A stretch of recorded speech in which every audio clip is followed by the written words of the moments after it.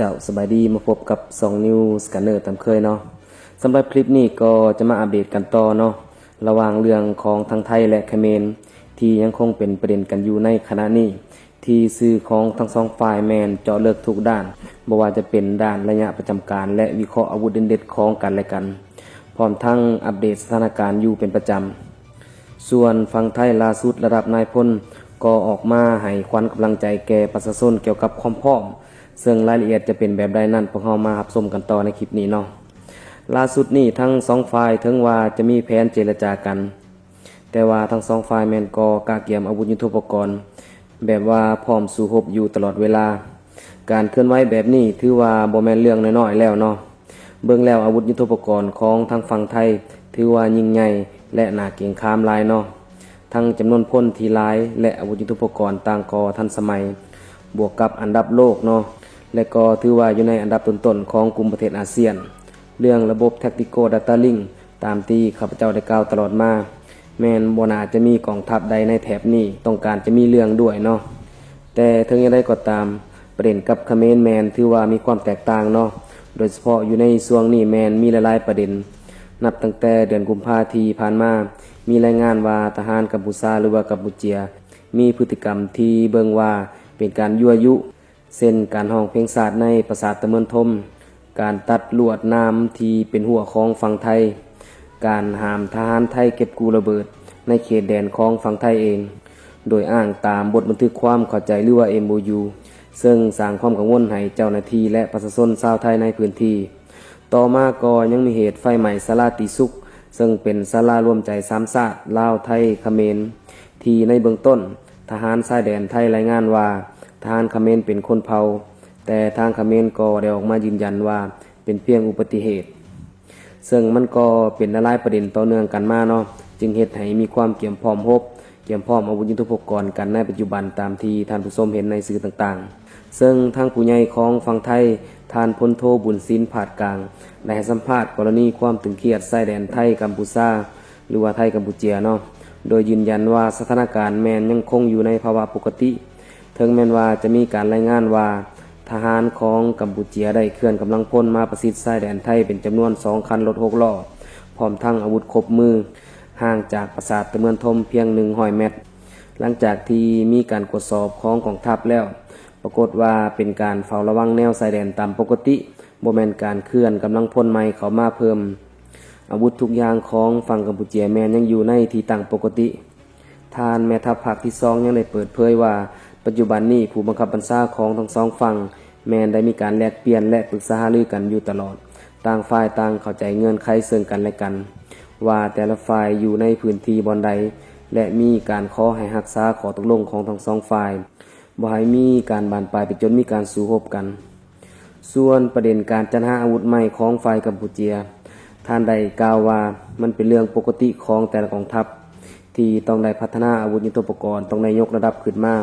ถือว่าเป็นเรื่องปกติซึ่งทางไทยเองก็ยกระดับขึ้นมาเช่นเดียวกันซึ่งการกล่าวแบบนี้ก็ตรงกับที่ข้าพเจ้ากล่าวไว้ในคลิปก่อนเนาะถึงอย่างไรก็ตามในตอนท้ายของการให้สัมภาษณ์ท่านพลโทบุญศิลป์ผาดกลางแม่ทัพภาคที่2ได้กล่าวว่ากองทัพของไทยเองแม้นจะอยู่เคียงข้างพี่น้องประชาชนเป็นเสาหลักให้กับประเทศชาติและได้กล่าวในทำนองว่า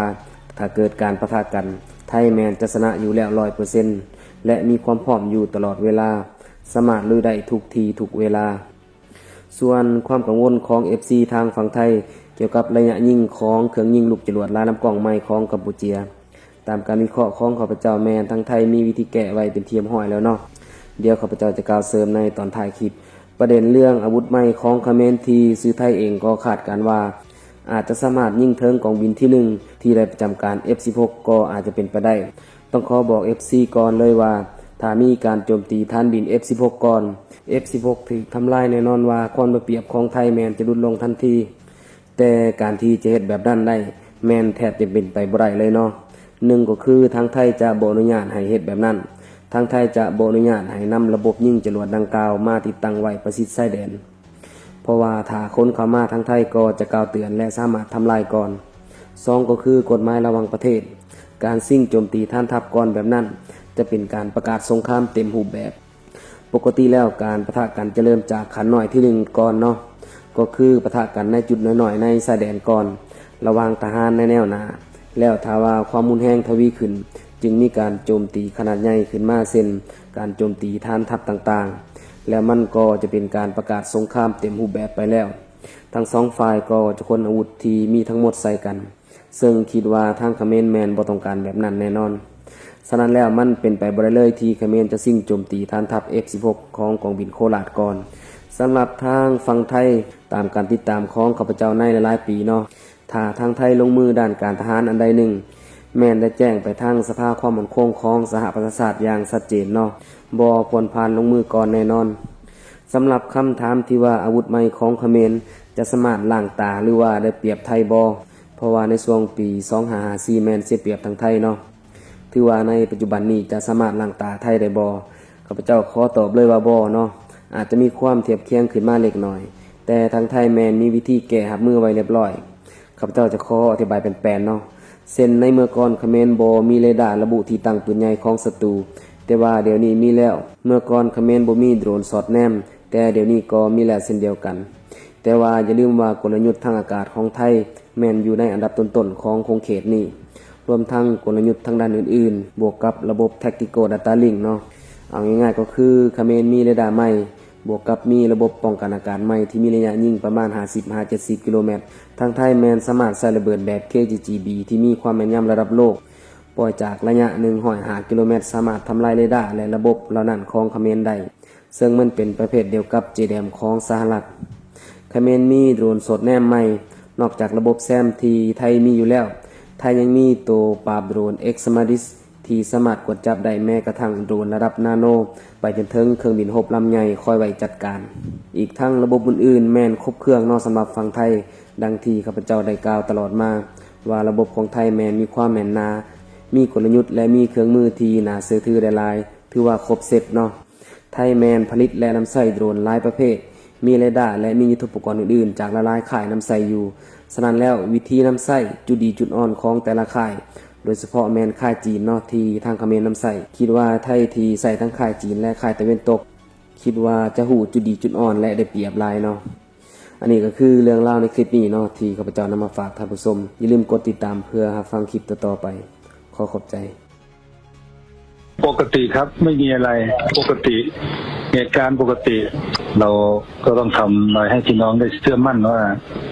กองทัพของเราเนี่ยพร้อมที่อยู่เคียงข้างกับพี่น้องประชาชนแล้วก็เป็นเสาหลักให้กับประเทศชาติได้ครับชนะอยู่แล้วครับทุกที่ทุกเวลาครับแต่ต้องรอคำสั่งจากผู้บัญชานะครับตามลำดับชั้นแล้วก็พวกเราพร้อมอยู่แล้วครับ